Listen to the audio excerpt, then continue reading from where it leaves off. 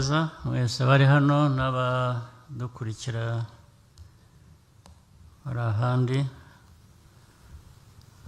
Nagira ngo mbanze nshimire abatugejejeho indahiro ijyanye n'imirimo bemeye gukora n'inshingano zikubiyemo, aribo Neri Mukazayire, Rwego Ngarambe, Godfrey Kabera. Nagira ngo mbisubiremo, nze kubivuga kenshi, indahiro ntabwo ari umugenzo gusa. Indahiro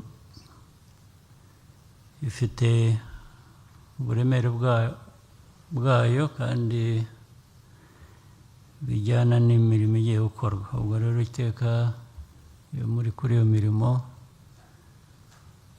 birumvikana ko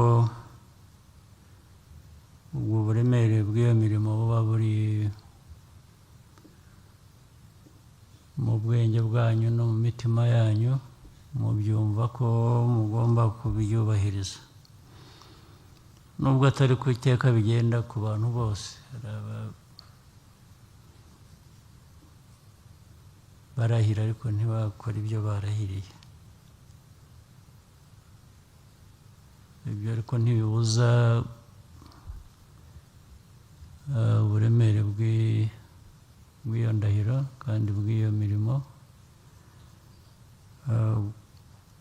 gukomeza kwitabwaho. Hari byinshi kujya muri iyi myanya yo gukorera igihugu. Birumvikana ko mbere na mbere haba hari abanyarwanda benshi bashobora gukora iyo mirimo, rero kugira ngo mube ari mwe mutoranijwe ngira ngo bikwiye kongera uburemere bw'izo nshingano. Kandi iyo bageze ku mirimo ntabwo ari byiza ko abantu batangira gushakisha impamvu yo kutubahiriza iyo mirimo. Mu nzego zose z'igihugu cyacu dukoreramo, ndetse guhera kuri Perezida wa Repubulika, Chief Justice, Prime Minister, abakuriye inteko, Speaker n'abandi. Iyo uri ku mirimo ntushakisha impamvu ibintu bitagenze neza cyangwa bishobora kugenda nabi. Bakunda gukoresha ni ukuvuga ngo bampaye umurimo cyangwa igihugu cyashinze imirimo ariko nticyampaye ibikoresho cyangwa nticyampaye ibikoresho bihagije. Biba bivuze iki? Iyo mirimo umuntu ahawe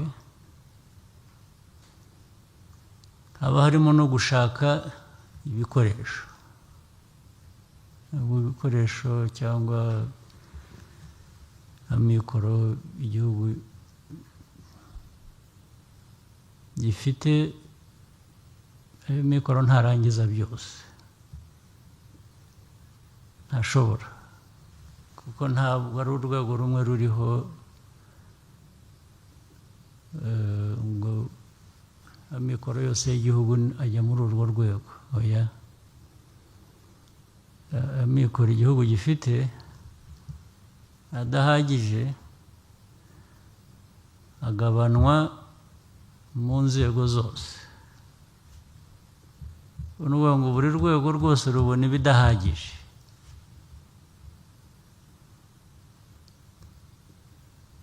Igihugu ntigifite ibihagije,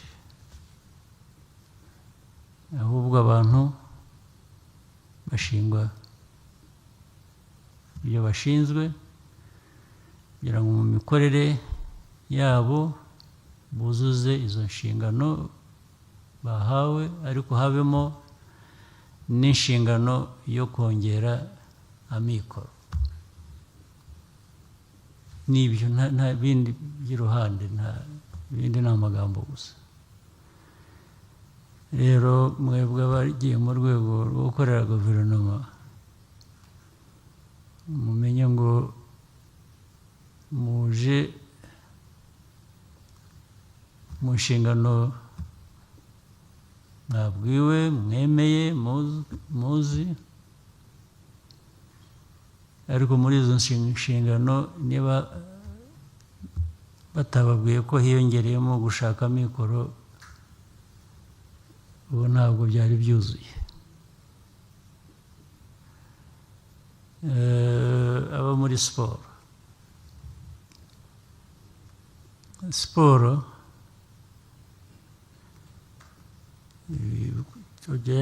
tugerageza gukora kugira ngo siporo mu byo n'ubundi igeza ku bantu havemo n'amikoro. Ubu siporo ni bizinesi, ni bizinesi ishingiye kuri talenti mu banyarwanda cyangwa se mu bandi ahandi. Iyo talenti rero hari uburyo icuruzwa, hari uburyo ivamo amikoro. Niyo ntego yacu, niyo mpamvu hariho bimwe twashoboye gushyira mu buryo, kubaka ibikorwa remezo bifasha muri siporo, kugira ngo abantu benshi, abanyarwanda benshi bagire uwo mwanya, hari n'ibindi byinshi byagiye byubakwa no mu turere n'ahandi bigenda byubakwa. Siporo rero ifite byinshi igeza ku bantu, ariko harimo n'amikoro. Abakora muri Minisiteri y'Imari birumvikana, ntabwo ari ukujya kubara arimo gusa,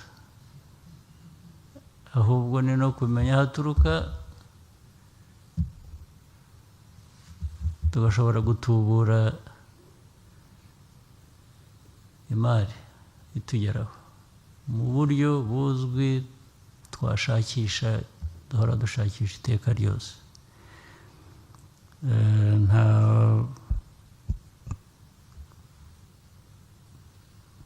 gushakisha uko yinjira ukanagena uko asohoka, kugira ngo cyane cyane aho yinjira hagende hiyongera,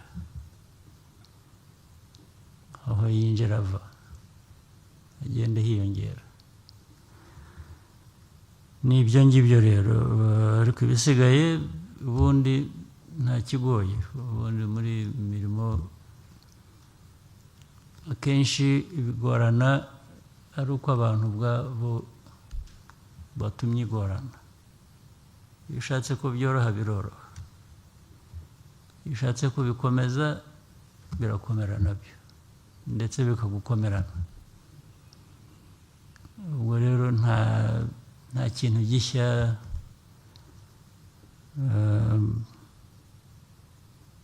kijyanye n'uwo muhango w'uyu munsi, usibye ko ari ngombwa ko abantu bahora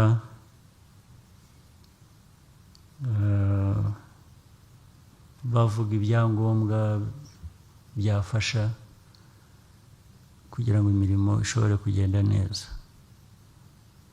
Nagira ngo rero mbifurize akazi keza abahawe izi nshingano. Ibisigaye byinshi bizaturuka no mu bufatanye na bagenzi banyu mu nzego zitandukanye, kugira ngo ibikorwa bibe bireba igihugu cyose bitareba ahantu hamwe cyangwa ahandi. Ndabashimiye rero, muzagira akazi keza, cyangwa mugire akazi keza bugahereye ubu ngubu.